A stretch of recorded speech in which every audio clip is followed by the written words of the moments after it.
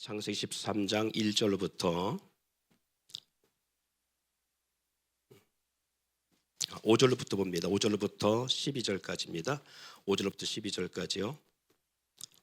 13장 5절로부터 13절까지 우리 같이 함께 합독해 볼까요? 같이 읽습니다. 시작. 아브라함이 일행 롯도 양의 소와 장막이 있으므로 그 땅이 그들이 동거하기에 넉넉하지 못하였으니 이는 그들이 소유가 많아서 동거할 수 없음이었습니다. 그러므로 아브라함의 가축의 목자와 롯의 가축의 목자가 서로 다투고 또 가나안 사람과 브리스 사람도 그 땅에 거주하였는지라. 아브라함이 롯에게 이르되 우리는 한 족속이라. 나나 너나 내 목자나 서로 다투게 하지 말라. 내 앞에 온 땅이 있지 아니하냐. 나를 떠나가라. 내가 좌하면 나는 우하고 내가 우하면 나는 좌하리라. 이에 롯이 눈을 들어 요단 지역을 바라본즉 소알까지 온 땅의 물이 넉넉하니 여호와께서 소돔과 고모라를 멸하시기 전이었으므로 여호와의 동산 같고 애굽 땅과 같았더라. 그러므로 롯이 요단 온 지역을 택하고 동으로 옮기니 그들이 서로 떠난지라. 아브라함이 가나안 땅에 거주하였고 롯은 그 지역의 도시들에 머물며 그 장막을 옮겨 소돔까지 이르렀더라. 아멘. 오늘 말씀 가운데 따라해 볼까요? 나의 선택이 아닌 하나님의 선택으로. 큰 제목은 낙원에서 적박한 환경이라는 큰 주제가 있습니다만은 오늘은 그 큰 제목 가운데 내가 선택해서 주어지는 것이 아닌 하나님의 선택의 역사가 있기를 소망하면서 말씀의 내용을 그렇게 우리가 한번 생각해 보기를 원합니다. 예. 주어진 삶 맘대로 참 되지 않지요. 예. 오늘은 모처럼 만에 우리 남전도회하고 식사를 했어요. 아침 식사를. 이게 안 하다가 해서도 그렇지만 아침을 늘 안 먹다가 먹으니까 우리 그런 예전에 그런 유머가 있잖아요. 남편이 하루에 한 끼 먹으면 뭐라고 불렀어요? 일식이. 두 끼를 먹으면 두식이. 세 끼를 먹으면 삼시세끼. 예, 그렇게 했잖아요. 근데 세 끼를 먹고 야식도 먹고 아내를 쳐다보지도 않으면 뭐라고 불러요? 종갓나 새끼라고요. 그 밥을 먹다가 어떻게 하다 누룽지 얘기가 나왔어요. 누룽지 나왔는데 제가 썰렁한 유머를 했어요. 요즘 나오는 누룽지는 모르겠지만 옛날에 나오는 누룽지를 먹으면 철이 들었다고. 근데 썰렁해지더라고. 나중에 알아듣더라고요. 왜 그런 줄 알지요? 그래, 가마솥에 하면 철분과 함께 먹기 때문에 철이 듭니다. 누룽지를 영어로 뭐라 하는 줄 알아요? 맞춘 사람에게 만 원 드릴게요. 누룽지를 영어로 뭐라 하는 줄 알아요? 약간 넌센스 문제입니다. 바비 브라운입니다. 예.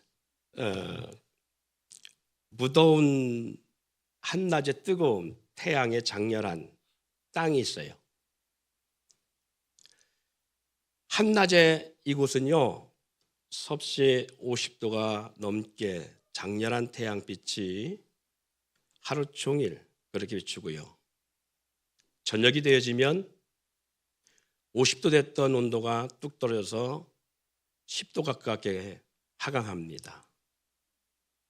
우리나라에서는 난방이 잘 돼서 10도 견딜만 하지라고 생각하실지 모르겠지만 지금 같은 환절기가 감기 걸리기 딱 좋잖아요. 20도 이상 낮에 올라가고 밤에는 10도 가까이 뚝 떨어지는. 그래서 면역력이 약하신 분들은 금방 생명의 위협을 느끼기도 합니다. 피할 곳도 없는 그늘이 전혀 없는 그러한 황무지의 땅 가운데서 50도가 넘는 뜨거운 태양의 장렬한 가운데 생존을 위해서 살아가야 되고요. 저녁이 되고 해가 떨어지면 10도 가깝게 뚝 떨어지는 기온 가운데 동사하기 딱 좋은 그런 추위 가운데 어디선지 채차게 불어닥치는 칼 같은 바람이 바람막이 없이 온몸으로 맞아야 하는 그런 환경의 땅에서 내가 왜 이 땅에 태어났는지, 내가 왜 이 땅에 살아가는지도 모르고 그렇게 낮에 뜨거운 태양의 장렬함 가운데 버텨야 되고 추위 가운데 버텨야 되는 한 나무의 일생이 있습니다. 이 나무는 자기가 왜 그 환경에 존재하는지도 모르고 그리고 내가 왜 이 환경에 척박한 환경에 살아가야 되는지도 모르고 그렇게 살아가는 나무입니다.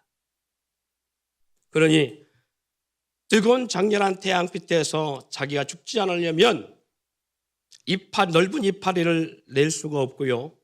살기 위해서 가시 같은 이파리를 내야만 되는 그러한 고통의 시간의 역사가 반복되어지고요. 추위에 견디기 위해서 나무는 자기의 몸을 덕지덕지 두꺼운 옷을 입듯이 그렇게 자신을 딱딱한 나무로 자신을 보호하지 않으면 살아갈 수 없는 그런 환경 가운데 이 나무는 버텨갑니다. 이 인생 또한도 이 나무의 생 또한도 조상을 잘 만나서 그런지 몰라도 부모를 잘 만났는지 모르겠지만 어쨌든 원망과 불평을 하며 그 광야에서 누구도 알아주지 아니하고 누구도 와두지 아니하고 누구도 기여기지 않는 처절한 환경 속에서 버텨 살아갑니다.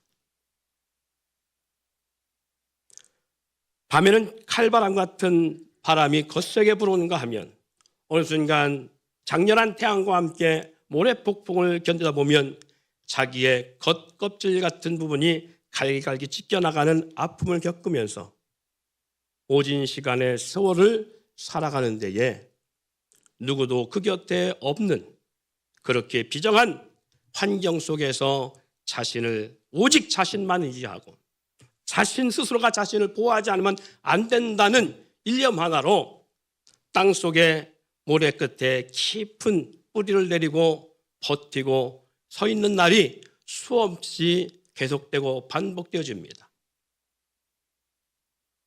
생애의 아름다운 것을 생각할 여유도 없고 꿈도 가질 여유도 없고 소망할 여유도 없이 환경에 그렇게 밀려가듯 쓸려 지나가는 시간들 끝에 어느 날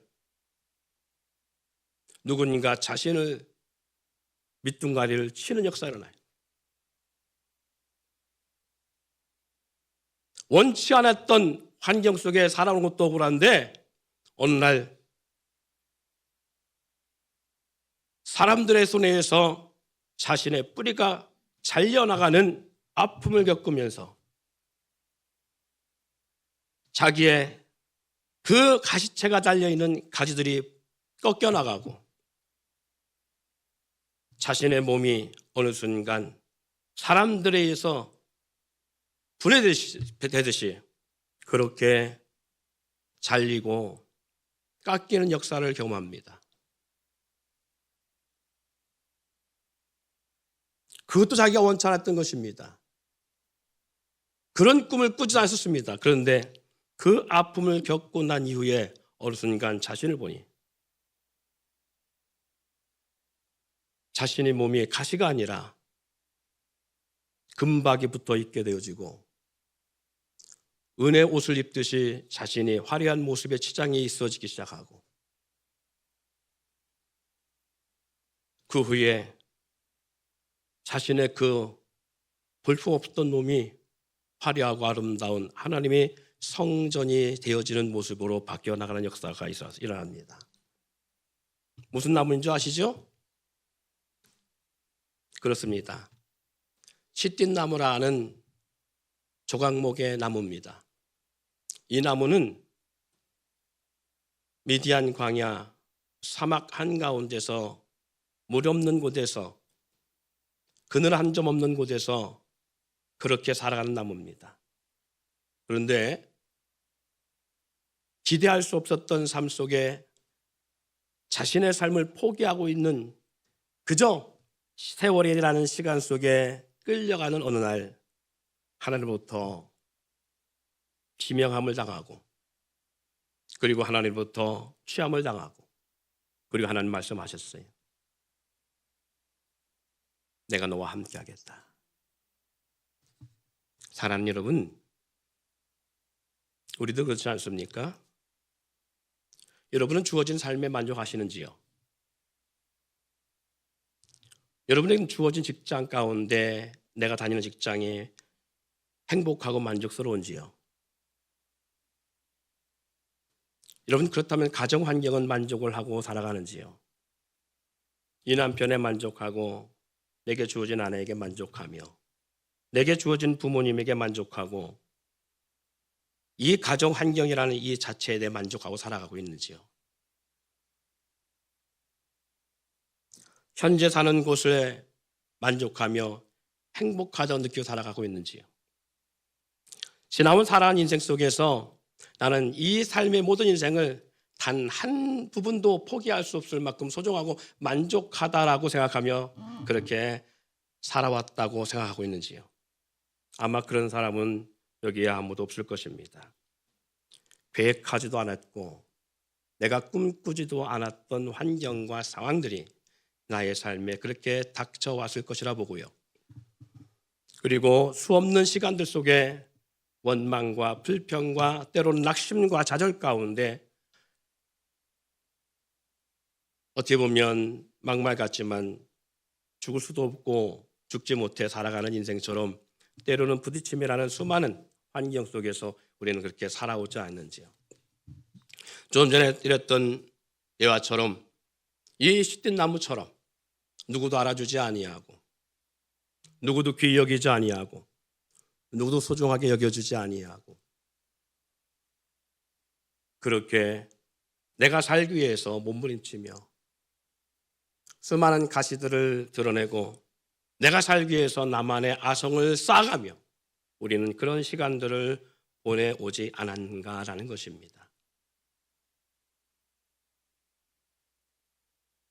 오늘 본문 가운데 보면 아브라함과 조카 롯이라고 하는 이 두 사람의 사건이 나옵니다. 이 두 사건 속에서 우리가 한 가지 살펴볼 수 있는 것은 아브라함과 롯이 하나님께서 가라 한 땅, 약속의 땅 가나안에 들어가 살면서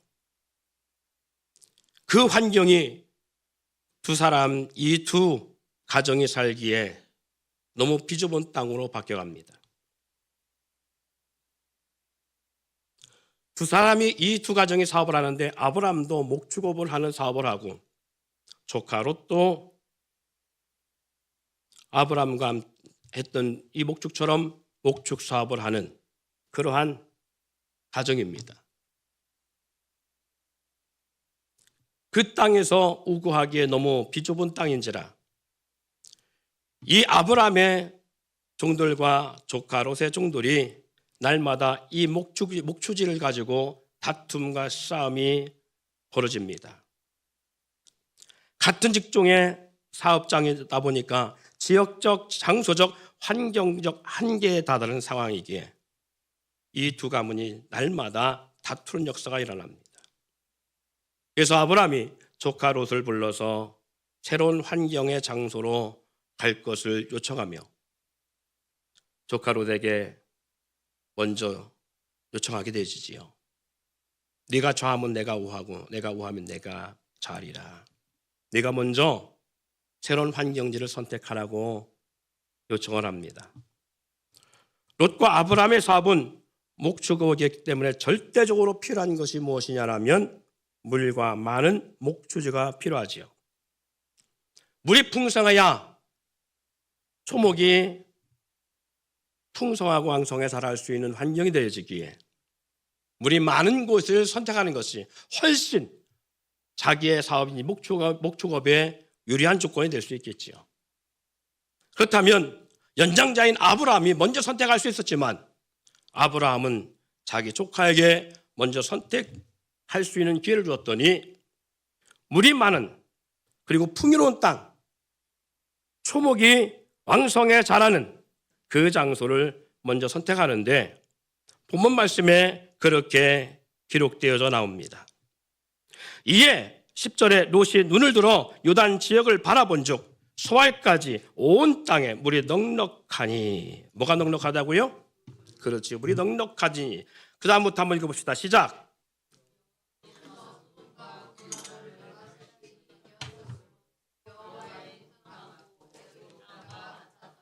아멘. 여호와께서 소돔과 고모라 성을 멸하기 전이었다라고 하는 말씀을 먼저 전제하고요. 그 다음에 나온 말씀이 뭐라고요? 여호와의 동산 같고 애굽 땅과 같았더라라고 말씀합니다. 이 말씀의 뜻은 롯이 보기에 그곳은 여호와의 동산 같고라는 표현은 마치 하나님이 천지 만물을 창조하시고 하나님의 형상과 모양을 따라 지음받은 아담과 하와를 위해서 지어준 그 지역 에덴 동산 같은 파라다이스 같은 그런 곳으로 보여졌다는 것입니다. 여러분, 에덴 동산에 대한 이야기를 성경에서는 창세기 읽다 보면 대부분 알 수 있습니다. 농사를 짓거나 관리하지 않아도 내 강의 근원이 있고요. 그곳에는 금과 은과 보석들이 가득하고 그리고 풍요로운 과일이 항상 사철 넘쳐서 언제든지 그들이 따먹을 수 있는 그러한 풍요로운 땅이었음을 성경은 기록하고 있습니다. 넉넉한 풍요로운 부족함이 없는 낙원 파라다이스. 오늘 이 롯이 보았을 때에 그 요단 들녘이 바로 그리했다라고 말씀하고 있는 것입니다. 이 요단 지역이 다시 말해 소돔과 고모라가 있는 그 요단 지역이 마치 하나님이 사람을 위해 주어진 에덴 동산 같은 모든 것이 넉넉하고 풍요로운 환경의 모습, 낙원 같은 유토피아 같은 환경을 지칭하고 있음을 볼 수 있습니다. 그리고 애굽 땅과 같았다라고 말씀하고 있지요. 여러분, 우리가 애굽 땅 하면 누가 생각나요? 에집트 하면? 그렇지요. 파라오와 모세가 생각나지요. 이 애굽이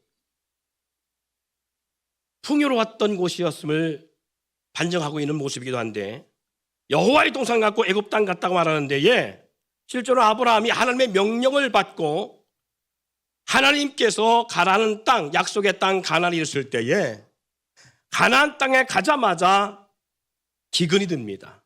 그래서 아브라함이 선택하고 간 땅이 어느 땅이냐? 바로 에집트, 애굽입니다.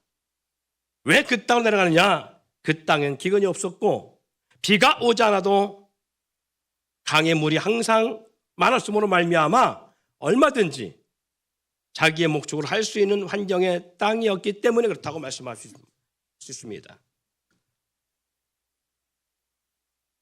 사랑하는 여러분, 그런데 오늘 이 두 사람이 자기들이 거처하며 사발하게 부족하니까 아브라함을 위해서 롯이 선택한 곳이 바로 이 요단 들녘 소돔과 고모라 성이 있는 땅이었습니다. 그 땅을 선택하게 된 거예요. 그리고 후에 하나님은 아브라함에게 나타나지요. 그리고 아브라함이 나타나서 이렇게 말씀합니다. 이 성경에 여러분이 함께 있지 않습니다만 14절부터 이렇게 기록되어 있습니다. 롯이 아브라함을 떠난 후에 여호와께서 아브라함에게 이르시되 너는 눈을 들어 너 있는 곳에서 북쪽과 남쪽과 그리고 동쪽과 서쪽을 바라보라. 보이는 땅을 내가 너와 내 자손에게 주리니 영원히 이르리라. 내가 내 자손이 땅의 띠끌 같게 하리니 사람이 땅의 띠끌을 능히 셀 수 있을진데 내 자손도 세리라. 너는 일어나 그 땅을 종과 행으로 두루다니며 보라. 내가 그것을 내게 주리라. 사랑하는 여러분, 사실은 지금 하나님께 주시겠다라는 땅은 그렇게 풍요로운 땅이 아닙니다. 왜냐하면 이 땅이 풍요로웠다면 롯이 선택을 어디 했겠어요? 지금 아브라함이 서 있는 그 땅을 선택했겠지요. 지금 그 땅이 비좁았다는 얘기는 땅이 좁아서가 아니라 양들에게 풍요로운 목초지가 충분치 아니했다라는 것입니다. 그래서 이 두 집안의 종들이 그 목초지로 인해서 날마다 다툼이 일어날 수밖에 없었다라는 것이에요. 그 환경적 요건 때문에 지금 주어진 환경에 만족할 수 없는 상황이었기 때문에 그래서 그들의 산업을 더 이상 어떻게 할 수 없는 상황이 돌아왔기 때문에 아브라함은 롯에게 제안했고요.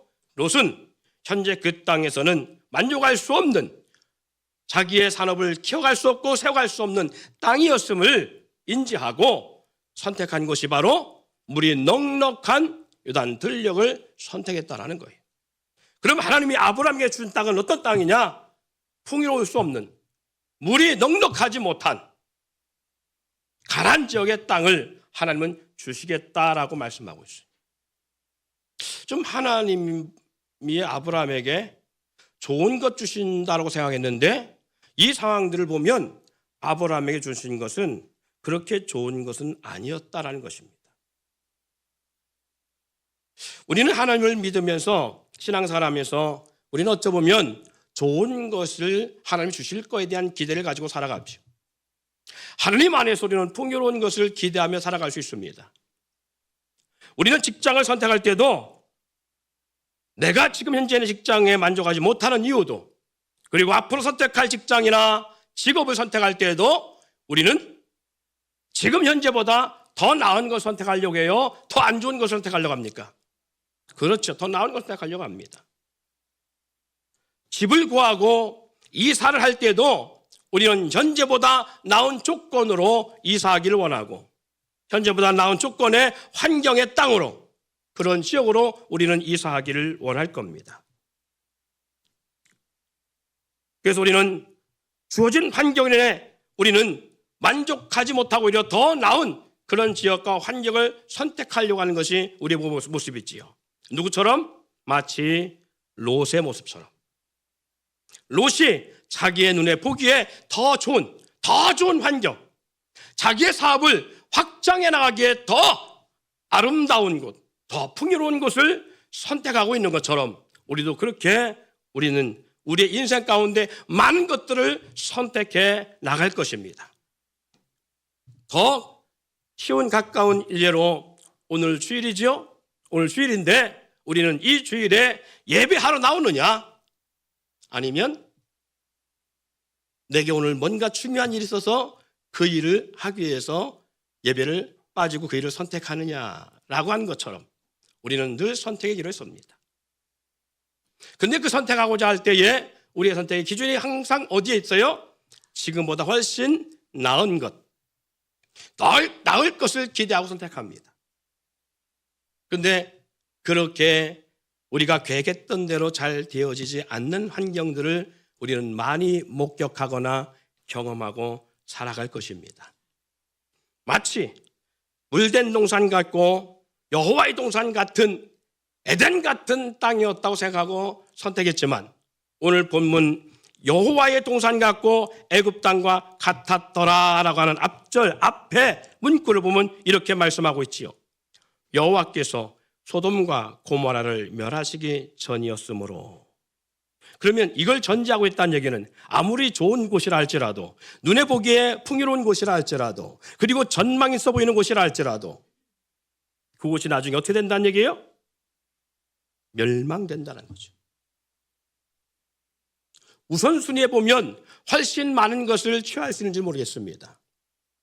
조카 롯이 아브람보다 더 좋은 환경의 땅을 취하고도 이전 그곳으로 갔으니 아브람의 산업보다 더 훨씬 더 일찍 그의 산업이 풍성해지고 많은 것들을 누렸을는지 모릅니다.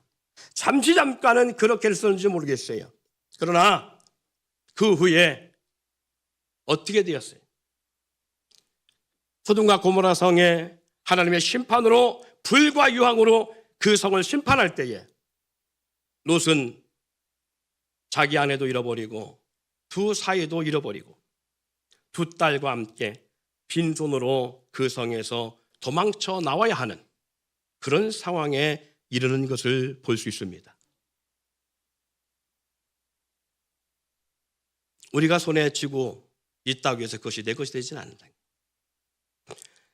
그리고 우리가 원하고 우리가 계획한 대로 살아간다고 해서 그 모든 것들이 우리 뜻대로 되어지면 얼마나 좋겠습니까마는 그렇지 않을 수 있다는 거예요. 그래서 오늘 말씀의 제목이 그것입니다. 나의 선택이 아닌 하나님이 나를 선택할 때. 할렐루야. 내가 선택한 것, 그 환경이 처절하고 비참할지라도 현재 내게 주어진 것이 나의 삶에 정말 천추한 같은 그런 아픔의 역사가 있을지라도 내 환경, 내가 선택한 것이 아닌 하나님 나를 선택하는 그 순간부터 우리는 늦은 것 같으나 주어진 것이 아무것도 없는 것 같으나 우리에겐 빛도 안 보이는 것 같으나 때가 되고 기회가 되어졌을 때에 어느 시간이 흐르고 나서 보면 나보다 안 믿는 사람들이 나보다 대적자 같은 저 사람들이 훨씬 더 잘 되는 것 같은데 나는 하나님 믿는다는 이유 때문에 모든 것이 절제되어지고 아무것도 하지 못하는 것 같을지라도 그러나 시간이 지나 보면 하나님 안에서 내게 주어진 것들이 더 많아졌다는 사실을 경험하게 될 수 있다는 것입니다. 제가 말씀을 전하기 앞서 서두에 조각목에 대한 이야기를 여러분에게 드린 것이 부분입니다. 내가 선택한 것이 아니에요. 언제부터 내 환경에 이렇게 치열하고 힘든 상황이 주어진지도 모릅니다. 이 상황이 언제 끝날지 모르는 그런 환경이 계속되고 지속되는 역사가 있을 때 그래서 우리는 그 시든 나무처럼 하나님 앞에 원망과 불평을 누를 수 있습니다.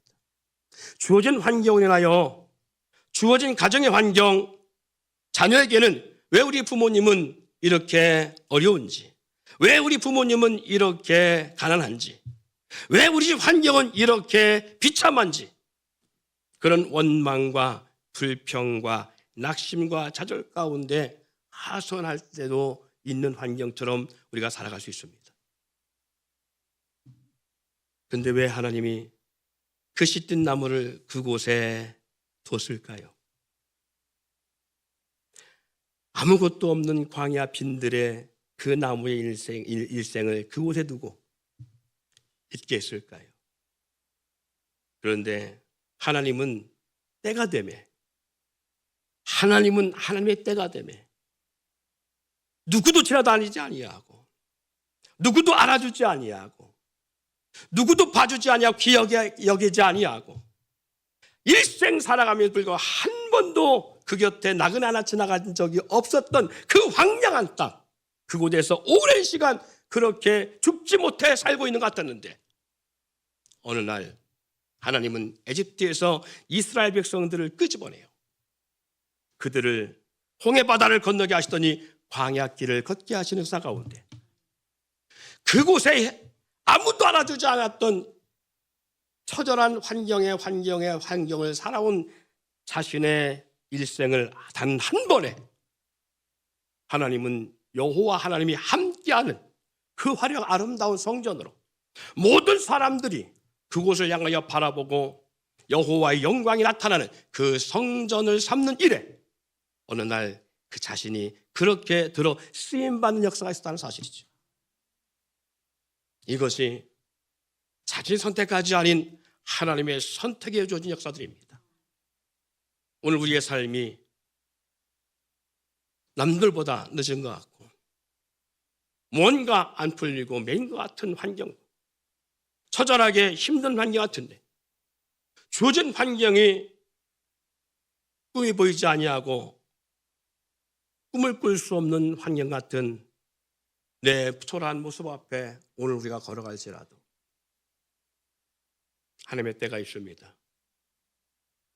하나님이 하나님의 일을 위해서 하나님의 나라와 의를 위해서 쓰실 그때에 하나님은 그렇게 우리를 들어 쓰시는 역사를 만들어내십니다.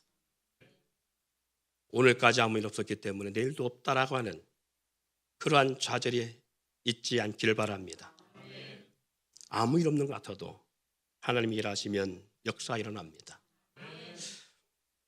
이 롯이 선택한 것과 아브라함의 선택의 역사가 어떻게 판가름 나는지, 훗날 모자란 날 롯은 모든 재산과 모든 일생을 잃어버리는 아픔을 경험하고, 그리고 그가 땀 흘려 취했던 모든 것들이 다 사라지는 삶을 경험하지만, 그러나 하나님의 역사에 의해서, 하나님의 뜻에 의해서 그 자리를 떠나지 않았던 아브라함의 일생은 롯보다는 덜 풍성해지고 뭔가 뒤처진 것 같았지만, 그러나 오늘 본문 속에 보면, 본문 이후에 보면 이렇게 말합니다. 보이는 땅을 내가 너와 내 자손에게 주리니 영원히 이르리라. 내가 내 자손의 땅에 틱같이 하리니 사람이 땅에 티끌을 능히 셀 수 있을진데 내 자손도 세리라. 너는 일어나 그 땅을 종과 행으로 두루다니어 보라, 내가 그것을 내게 주리라. 하나님이 아브라함과 함께 하시며 아브라함의 일생뿐만 아니라 아브라함의 자손까지 하나님이 그와 함께하고 동행하시겠다는 말씀과, 그리고 그 땅을 주시겠다는 말씀으로 함께하고 있습니다. 사랑하는 여러분, 이 아브라함의 후손이 이스라엘이 되어지고, 그리고 아브라함이 주겠다는 약속의 땅, 그 땅이 지금 팔레스타인 안에 있는 지금 이스라엘 그 땅이 지금 수천 년이 지난 이후에도 주어지고 있음을 보게 되어집니다. 수천 년 가깝게, 약 2000년 가까운 시절 나라를 잃어버리고 땅도 잃어버렸던 이스라엘에서 불구하고 하나님은 결코 그들을 소멸하거나 지구상에서 그 민족과 족속을 소멸시키지 아니하시고 지금까지도 그 땅에 그들이 존재한다는 것은, 하나님의 약속은 반드시 이루어진다는 겁니다. 그래서 오늘 말씀을 대신 맺기 전에 영상을 보려고 합니다. 두 집안인데요, 맥죽순이라고 하는 집안과 조나단 에드워드라고 하는 집안의 모습입니다. 하나님과 함께한 에드워드의 가문이 어떻게 되어지고, 하나님을 떠난 죽순 가문이 어떻게 그 가문이 후에 역사가 이루어지고 있는지, 이 영상을 통해서 말씀을 마무리하려고 합니다. 기독교인으로서 위대한 가문을 만들어간 조나단 에드워드와 불신자로서 그저 그렇게 살아간 맥스 주크 가문에 대한 비교 예화에 대하여 소개합니다. 1900년 알버트 윈십은 같은 지역에 살고 있는 에드워드와 주크의 두 가문에 대한 교육과 유전에 관한 책을 썼습니다. 하나님을 경외하고 경건한 가문의 조나단 에드워드는 경건한 여성인 사라와 결혼하여 약 4대에 걸쳐 1394명의 자녀를 두었으며, 이 부부는 신실한 기독교 신자였고 자녀들을 사랑과 축복으로 키웠습니다. 그는 1703년 10월 5일부터 1758년 3월 22일 사망하기까지 미국 식민지 시대의 청교도, 특히 회중교회 목사, 칼빈주의 신학자, 원주민 선교사였습니다. 미국 역사에서 가장 중요하고 독창적인 철학적 신학자로 널리 인정되고 있으며 미국 3대 부통령을 지낸 에런버의 외할아버지였습니다. 매우 다양한 분야에 관한 저술을 남겼으나 주로 개혁주의 신학과 신학적 결정론의 이론적 바탕, 청교도 전통에 관한 저작들로 주로 알려져 있으며 1758년 1월 뉴저지 대학교, 지금의 프린스턴 대학교의 총장이 되었으나 천연두 예방 인두법 시술의 부작용으로 3월 22일 운명하였습니다. 조나단 에드워드 가문은 1394명의 후손들 중 295명의 대학 졸업자, 100명의 목사, 선교사, 작가, 65명의 대학 교수, 110명의 변호사, 30명의 판사, 56명의 의사, 80명의 공직자, 75명의 군대 장교, 13명의 대학 총장, 3명의 상원 의원, 1명의 부통령이 있었습니다.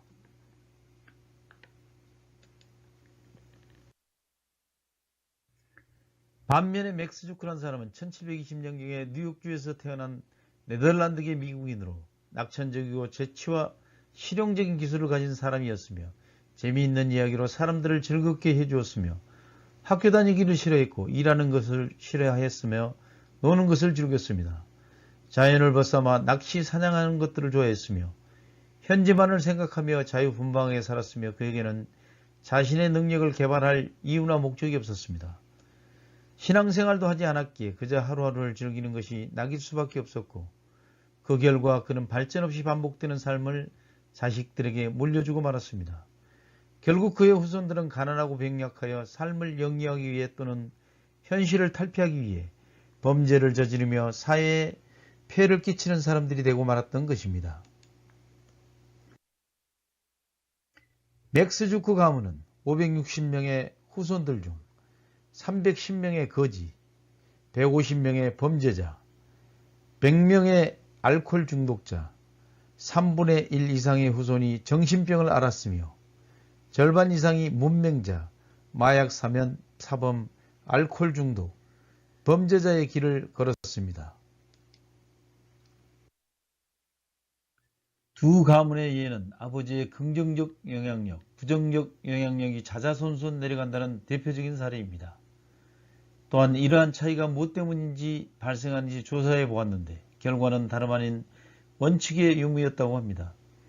대대로 이어지는 가문의 원칙이 존재하느냐의 여부에 가문의 흥망이 달려있었던 것입니다. 조나단 에드워드 가문은 기독교 신앙과 함께 절대 남을 비방하지 말라, 함께 기도하자 등의 원칙이 있었던 반면에 맥스 주크 가문은 원칙도 없이 되는 대로 살았던 것으로 드러났습니다. 가족의 정신적인 지주 역할을 하는 가풍의 존재가 필요하다는 얘기입니다. 이 얼마나 현저하게 두드러지는 대조의 현상입니까? 조상 한 사람의 삶이 그 후손들에게 미치는 영향이 얼마나 지대한가를 이보다 더 잘 보여줄 수는 없을 것이라고 생각됩니다. 내 조상들은 어떤 분들인가요? 조나단 에드워드와 같은 이들인가요? 아니면 맥스 주크와 같은 이들인가요? 하지만 그건 돌이킬 수 없는 일이고 또한 그리 중요한 것도 아닙니다. 문제는 오늘 나는 앞으로 태어날 수많은 나의 후손들에게 어떤 조상이 될 것인가가 중요한 것입니다. 대부분이 부정적인 모습으로 소개되는 후손들의 조상인 맥스 주크와 같은 선조가 될 것인가요? 아니면 대부분이 긍정적인 모습으로 자랑되는 후손들의 조상인 조나단 에드워드와 같은 선조가 될 것인가요? 자, 우리가 이 두 가문을 보면서 이 내용보다 더 중요한 선제되어야 되는 것이 있는데 그것이 바로 뭐냐면 하나님이 나를 선택했느냐. 이 조나단 에드워드의 가문을 하나님이 선택하셨고 그 인생을 선택하여서 부르심으로 말미암아 그 가문이 어떻게 그 자손의 역사를 이어가는가 하면 이 맥스 주크 가문의 역사의 모습을 보면 하나님과 함께하지 않음을 통해서 어떠한 결과의 삶의 역사가 자손들에게 이어지고 있는가라는 사실을 엿볼 수 있는데 마치 아브라함의 가문과 롯의 가문을 보는 것과 같은 그런 모습의 이 두 가문을 볼 수 있습니다. 환경이 좋고 내가 선택한 것이 최고의 환경이 된다 할지라도 그 환경에 내가 노력하거나 그리고 내가 하나님과 동행하지 않는 삶을 살아갔을 때 결국 그 가문이 몰락하고 마는 것처럼 그러나 열악한 환경이 있다고 해서 그것이 중요한 것이 아니라 열악한 환경 속에서 하나님과 함께하며 하나님의 동행하며 하나님 안에서 주어진 환경을 최선을 다해 살아갈 때에 어떻게 그 가문의 역사가 오래되어 지속되어 가는가라는 것을 우리는 엿볼 수 있습니다. 사랑하는 여러분, 오늘 이 가운데 저와 여러분이 함께하고 있다는 것은 하나님이 저와 여러분을 선택하셨고 하나님이 선택하시면 후회가 없으심을 잊지 않기를 바랍니다. 오늘까지 우리 환경이 처해 보인다 할지라도 환경이 다른 사람보다 훨씬 못한 주어진 환경과 내 재능이 없다 할지라도 하나님이 함께하고 있다면 반드시 하나님이 시든 나무를 조각목 하나님이 거하시는 성막으로 세워가는 것처럼 저와 여러분과 함께하신 하나님이 저와 여러분을 성전 삼으셔서 하나님이 동행하시며 하나님을 떠나지 아니하시며 하나님은 우리와 함께 하시는 가운데 하나님의 역사를 만들어갈 줄 믿습니다.